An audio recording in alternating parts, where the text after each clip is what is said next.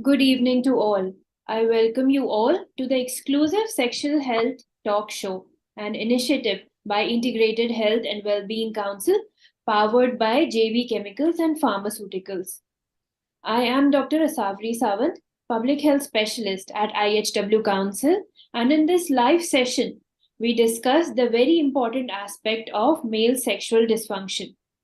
According to the World Health Organization, the ability of men and women to achieve sexual health and well being depends on their access to comprehensive, good quality information about sex and sexuality, on knowledge about the risk that they may face and their vulnerability to address consequences of unprotected sexual activity, the ability to access sexual health care, and living in an environment that affirms and promotes good sexual health. But unfortunately, according to the studies published by the National Institute of Health India, male sexual disorders are found to be highly prevalent in India in men aged 41 to 60 years, with least among men aged 26 to 30 years and highest amongst men aged 51 to 60 years. Uh, and this data should be taken with a grain of salt as these numbers are only accounted when men with sexual health issues come forward to seek treatment. In a male dominating society like India, there yet remains a large male population who still feels discussing this topic is a big taboo. Hence, the aim of today's talk show is to impart expert guidance and clear out any myths on various aspects of male sexual dysfunction. From what it is to its signs, to its diagnosis, treatment, and also prevention, for which we have with us a very eminent expert, Dr. Pawan Kesarwani. Dr. Kesarwani is the Senior Director of Department of Urology, Robotics and Uro-Oncology at Max Super Speciality Hospital, Delhi. And he has more than 18 years of experience in the field of urology. His surgical expertise covers the entire spectrum of genitourinary disorders, andrology, and renal transplant. Dr. Pawan, we welcome you to the show. Thank you, Dr. Aswari. And at the outset, I would like to thank IHW and JB Pharmaceuticals Chemicals for giving me an opportunity to interact with a number of people here. And good evening, everybody. And Dr. Aswari, should I communicate or you will start asking the questions and I'll answer that? I will start with the question, sir. But I believe your video is glitching because of some network I error. think there's some issues over there, but sometimes it becomes okay. So let's start. Let's pray to God that things happen. Great. So let us start with the first question, which is setting the context about what are the most common forms of male sexual dysfunction and what are some of the causes and risk factors that are associated with these conditions. Over to you. So it's a very long question. I'll summarize into two parts. The first question is, what are the most common male sexual dysfunctions? So male sexual dysfunction starts from the number of symptoms are there. I'll discuss the main important one. One is the most common we see in our clinical practice, a newly married couple coming to me after 2 months of marriage with the husband and wife sitting 1 feet apart from each other and telling them, the wife tells me, doctor, I'm not happy. He's not able to satisfy me. Satisfy me two parts. One is his erection is not able to is such enough that we are able to enjoy. Number one. Number two, that the orgasm part, the ejaculation happens so early that we are not able to enjoy. So two symptoms. One is the poor erection, which is known as impotency, and the second one is the premature ejaculation, which we commonly mention as early ejaculation. And the third most common symptoms we see in patients is that the drive is not there. They are not able to sex drive is not there, so they are not able to enjoy life. The wife says that he is there, comes and goes in the office, and nothing happens to us, so we are not satisfied. So one is the poor erection, which is known as impotency. The second is the premature ejaculation. And the third most common symptom is the loss of libido. And coming to the second part, there are multiple causative factors. Let's take one by one. One is the the habit of a person. Smokers do have a tendency of having impotency, psychological disturbances, diabetes mellitus, hypertension. These are the comorbid factors which leads to a chances of impotency. Most of the time, the patients are given certain medications, antihypertensive medications, for example, beta blockers, propranolol, labetalol. These causes erectile dysfunction. Apart from that, there are certain psychiatric medicine also which leads to erectile dysfunction and poor erection also. Third, when it comes to second part is that is the lifestyle. In metro cities, what has happened? Everyone is busy from morning to evening, coming in the night, 11 o'clock, waking up in the morning, 6 o'clock, catching metro, and they didn't get any time for their family, and this creates a disparity between the relations and lifestyle. Most of the people I have seen in my clinical practice who are coming to the OPD and we ask them, they say, my duty start at 8 p.m. in the night and ends at 4 a.m. or 6 a.m. in the morning.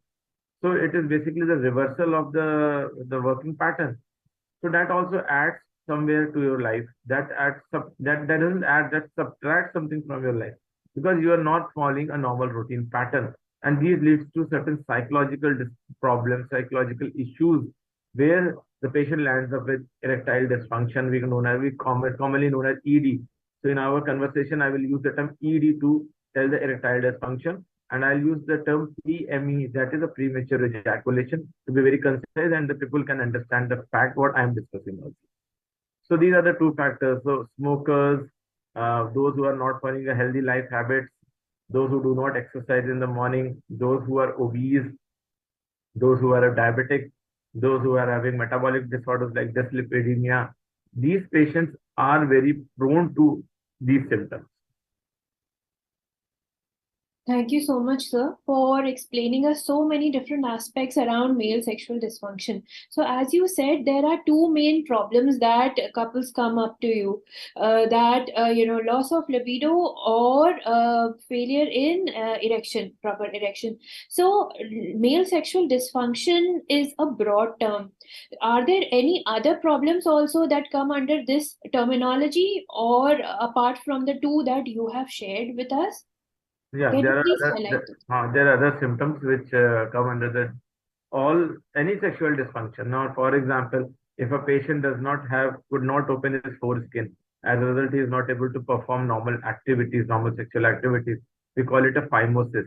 So these are those patients who need circumcision. Most of the time, we examine the external genitalia of the patient and find that the skin is very short. So these are those patients, like example, phimosis.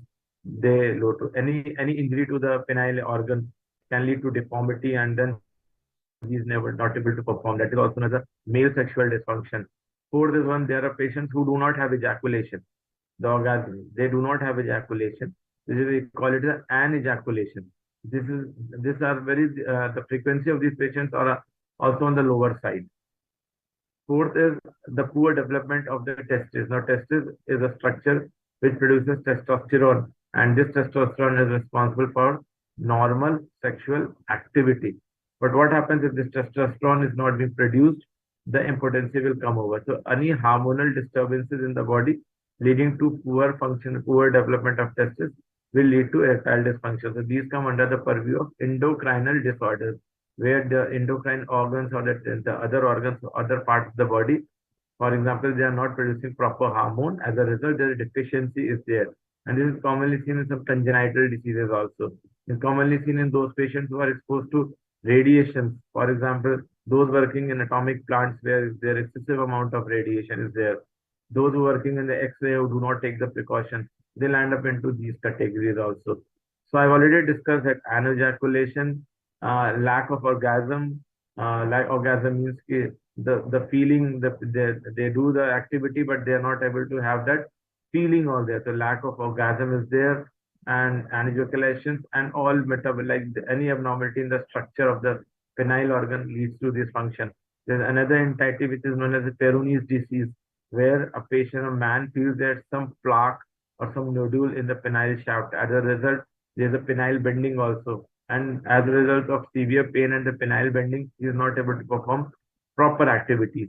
So this is one of the minor things which we call as a male sexual dysfunction.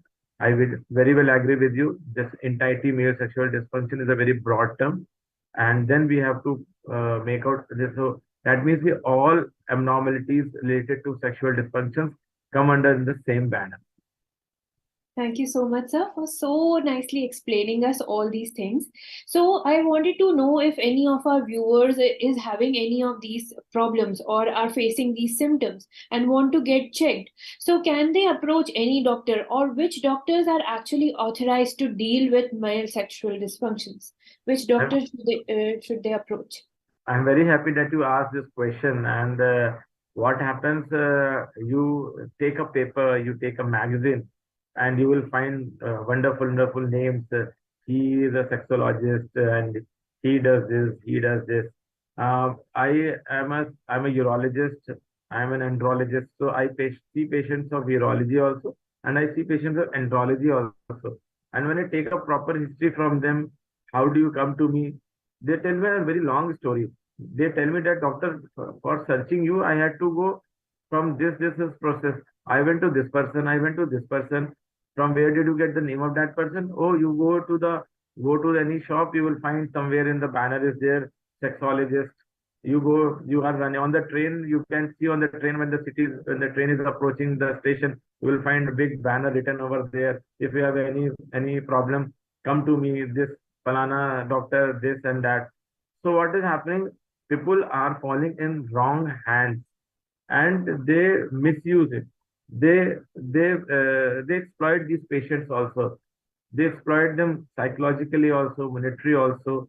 So coming to the point that there are certain authorized doctors who are properly looking at this problem. First of all, I'm a urologist, so all urologists are most of the time they are andrologists also. They are practicing andrology also. Urologists, they are the best person for that. Second thing, if you can go to psychiatrist also. Psychiatrist has a full command on erectile dysfunction. He will take a history, proper history, will examine the patient, and if he finds that this patient needs the care of urologist, he will refer to urologist. Now, if I see a patient, I find that from urology point he is perfectly okay. There are some psychiatric issues. I refer the patient to psychiatrist. So the patient goes in proper hands and he is properly counseled. On the third part, endocrinologists, they are also well trained to this problem.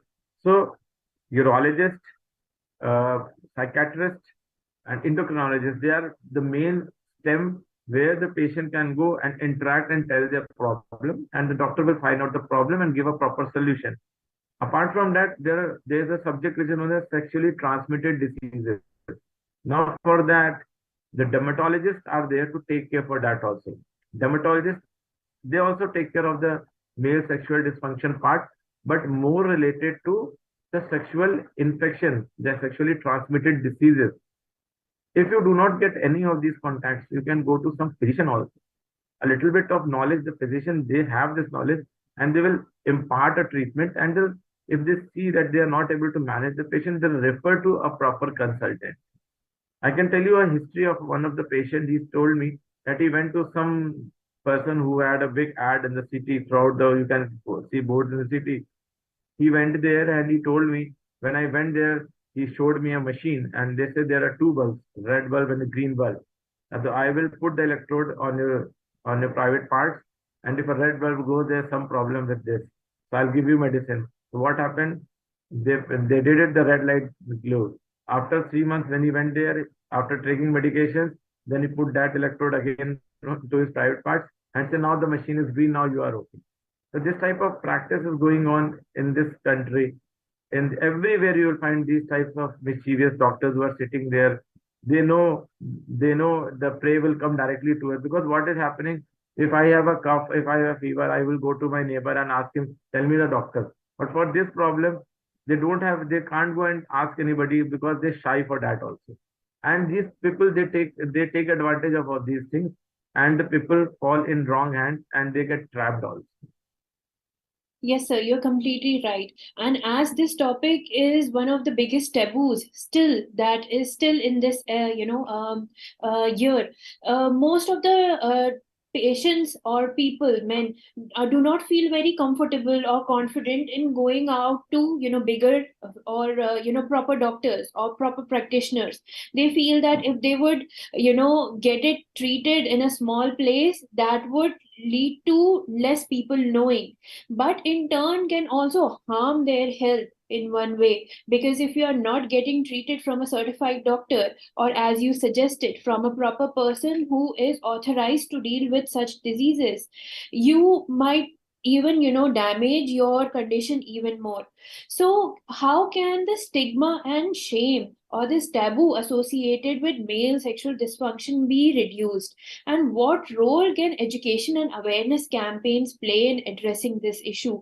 How do you feel is this thing effective even? Let me tell you that things जैसे कहते हैं ना कि बचपन से ये सब चीजें हम अपने सोसाइटी में एक टैबू रहा है, and this taboo has been exploited by certain persons also. So what happened? We should start this sex education from the very basics, from the very basics, from the classes when he's in class 9th and 10th. This subject should come over, and this taboo should be removed. And that is the place where you can inculcate the proper knowledge to the students, and as they grow up they can exemplify that yes, this is a problem, this is really a problem which can be solved. So proper sex education from the early age of class schools should is important. Society also play a very important role. Sometimes the society doesn't want to discuss this openly everywhere. So, like your platform, you have come over and you have taken a very bold step in discussing these problems among the society also. So there are people who really want to get treated, but they are not getting a proper direction, proper route where they can go and meet a doctor and discuss the problem with them. So first of all, I told you that a good sex education in schools, societies should take care of the awareness camp rather than pointing to some sexual dysfunction. They can come to like male health problems where the patient can come and discuss all these things. Nowadays, there are clinics being opened at like male health clinics, so where the patient can come and discuss their problems with them. Televisions, multimedia, nowadays Instagram, we are posting a few small lectures for 1 minute, 2 minutes that if you have this problem, please consult a urologist, please consult a psychiatrist. So we are going to Instagram, we are going to other social Twitters also, where we tell this patient that you have this problem, please consult a urologist. So at least they are able to know, oh, I have this problem, so I have to consult. So starting from the very basic school education, multimedia, socials, in the hospitals, we are now displaying banners. If you have some marital issues, you can come and discuss with the doctors over there. There are special clinics which are being run over here. And definitely that is a direction, that is a light we can show the people over in the country. Thank you so much, sir, for explaining that. So, in the beginning, we saw that male sexual dysfunction does not only affect the older men, but it also affects the younger men. So, can you please highlight the major differences between male sexual dysfunction in young and that of in old age? Are there any differences? Yeah, there's a difference between the two. When we just see the patient more than 30 years of age, usually you take a history from them. They say, doctor, for the past 15, 20 years, I have been married and I have been doing very well. But nowadays, I have a decreased libido and I don't have desire also. And if I go for this activity, I'm not able to perform properly. So I feel like I'm having some problems. And there is a term which we use in male health is andropause. Like in female, menopause is there. Male have an andropause. Andropause means where the main hormone, that is a testosterone hormone, is not being secreted in a proper manner, and the testosterone levels are on the lower side. As a result, they have a decreased libido and unable to perform. So we take a proper history and get a blood test done to see whether what are the serum testosterone levels. And when we give them the supplement of testosterone, they are perfectly okay. So this is the other end of the spectrum. Now the other end of the spectrum where we see patients who have been recently married, or he's around 21 about to get married, they are so much, the anxiety part is so much that they tell me that I went to my wife for the first time or the third time, fifth time, but I'm not able to perform. And at that time, it is not the male hormone which is the culprit. It is the anxiety which has come up in his mind. It is the anxiety. And what happens when he is not able to perform? It results into performance anxiety. And multiple attempts and failure leads to frustration. So here, these patients who are perfectly okay, but as a result, they have become psychologically unstable because of their frustration. And these patients, they need a proper counseling. They need a very, very proper counseling. We counsel these patients. We counsel the male first. We counsel the female first. We find out the difference. What is the problem between these two? And then we ask them to sit together and we discuss the problem with them. And here comes one more problem. There are some external abnormalities, some abnormalities in the genitals. For example, sometimes the patient is not able to open the foreskin also. There's a tight foreskin. So we call it as a phimosis aware, and we do a small surgery where we remove that part which is tight and the patient becomes okay. And Thank you. there are other abnormalities also for which we examine the patient. And so there are two aspects. One is the anxiety and whether is the abnormality with the external genitals. And this problem can be solved to a maximum extent.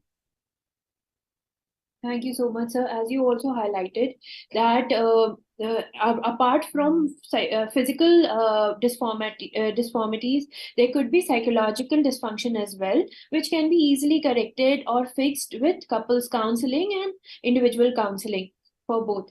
And also, we also saw, as you shared, the different signs, the symptoms, the causes of these problems. Now, let us get on to the treatment aspect. So, as you shared, there could be medications and those things advised to fix a certain issue, or there could also be surgical procedures. So, without taking any names of the medications, can you please, in general, explain us what different treatment modalities are present for different sexual dysfunctions that are commonly adopted? Yeah, I'll tell you that. Let us go subject by subject. That is the topic by topic. When it comes to impotency and where we call it ED, I have discussed with you.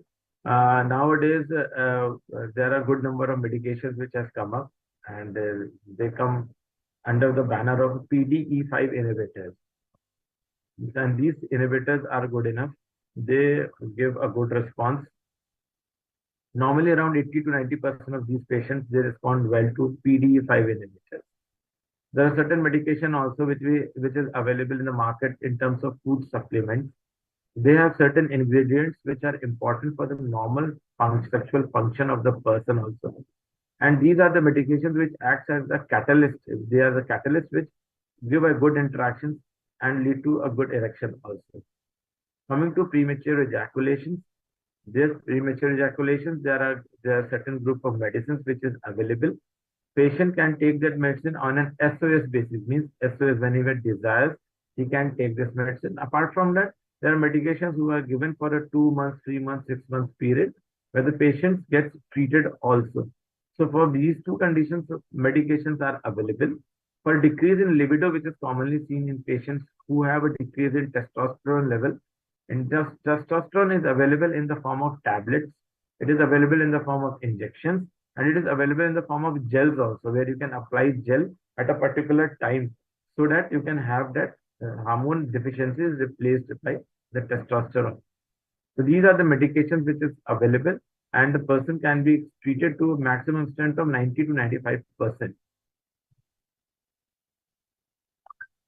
Thank you so much, sir. So there is one question, as we are very short on time, but this question is something that I wanted to ask you, as since recently the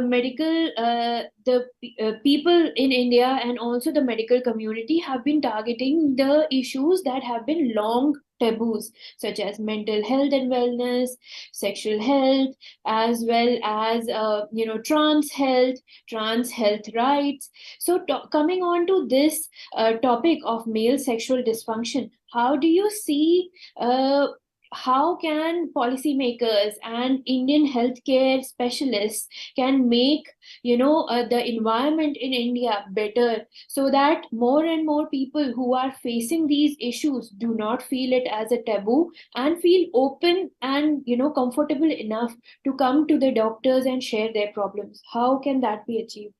That is a very good question. And as a clinical practitioner for the past 20 years, I have seen that whenever patient comes to my treatment to me, and most of them are health insurance beneficiary. And the worst part is that this healthcare insurance, they do not provide any cover for patients who come for erectile dysfunction, or if they are going any surgical treatment for premature ejaculation or erectile dysfunction. So we need to come and discuss the health policy that this is also a major health issue. It is not like that a health insurance company, a TPA, we call it a TPA. They say that it is erectile dysfunction. I will not treat, I will not give reimbursement for this patient. Apart from that, we get patients from certain government organizations and we write down the medicine. When he goes and collect the medicine from the concerned authority, he tells them that this medicine doesn't come in the list of my medications which I am having. And these are the medications which are not being reimbursed. So that is the issue, that the government or the society is not ready to accept that erectile dysfunction is one of the major health issues. Now we have to change the mindset. The government has to come. The government has to take initiative to organize some things. For example, psychological disorders have taken in the past 15, 20 years. Psychological disorders have mental health has come as one of the priorities now. So after mental health, if a patient is sexually satisfied, there's no issues of mental health. So this also becomes a part of that mental health also, and the government should look to it that male sexual dysfunction or a female sexual dysfunction is a part of the health disorder. It is not a taboo now. It is not a thing where you can leave it, because these are the things which are left untreated leads to mental health instability also. So if you're treating mental health as a stability, this is one of the pillars for that. So you have to, the TPS should accept the surgical treatment, the cost of the treatment. The health insurer should accept it.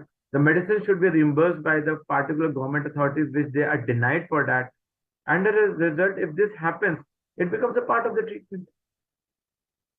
Very strong, very apt point, sir. Thank you so much for sharing all your thoughts. And I hope this video and this conversation goes out to the right authorities so that some form of action could be taken place. And sexual health, along with mental health, needs to be prioritized as we are in the 21st century now. And in order to provide a holistic, complete health to any human, all factors need to be considered equally. Definitely. So, the very last question for you for this session would be your, suggestions and advice to all those who are watching for optimum health. What sort of lifestyle factors and lifestyle, habits should be adopted so that people stay healthy, sexually healthy all throughout their lives? What would be your tips? First of all, wake up early in the morning, go for regular exercises. At least you should devote 45 minutes to 1 hour per day or 5 days a week, at least for some physical exercise, which will include yoga, running, going to the park, doing physical activities. This is very important. Coming from the diet, maintain good intake of fluids. You should drink around 2.5 to 3 liters of fluids per day. Now, the summers are there, so don't dehydrate yourself. Secondly, be very cautious. Don't take high salt diet. High salt diet is fast food. High salt should be avoided. Don't take too much of tea and coffee, because these are the things which damages your health. Now, if you are a diabetic or hypertensive, please maintain a proper blood sugar levels. Please take adequate medicines. If you are taking any antihypertensives and you are feeling erectile dysfunction, please consult your doctor. You might be taking some medications that may have an effect on the erectile function part also. That medications can be changed properly. And any point of time and any point of the third thing which I forgot is, please enjoy your family. Please spare your time for your family, because the pleasure you get with dealing with your family, enjoying time with giving time to your family will add more a psychological status to you, and you will be very comfortable in the evening also. So be very cautious, avoid smoking, avoid alcohol. So these are the things which have an impact on your sexual health also. Have a good sleep also. If you're not sleeping, then that is also a problem. So a healthy life, if you are following healthy life, I think around 80%, 70% of youngsters will be treated of this disease itself. For those who are 40, 50 years, definitely there are certain abnormalities which can be taken care by consulting a doctor also. So if you having a unhealthy lifestyle practices, please get a good lifestyle healthy practice. And even if you do not have any improvement after that, then please consult a doctor. So the three tips are good exercise, good diet, and family devotion, and fourth is good sleep. Thank you so much, sir, for such amazing thoughts and an amazing conversation that we had with you. We wished we had endless time so that we could go on in each part in detail. But for future sessions, we would love to have you again. So thank you so much for taking out time from your busy schedule for imparting us with a wealth of knowledge and information today. I am sure our viewers were also got in lot of information from this video. So thank you so much. We would also like to thank our partner in the activity, JB Chemicals and Pharmaceuticals, for taking up this initiative with us for spreading sexual health awareness. Thank you. We would also like to thank our viewers for staying with us till the very end. Thank you so much. With that, we sign off. Thank you. Have a nice day.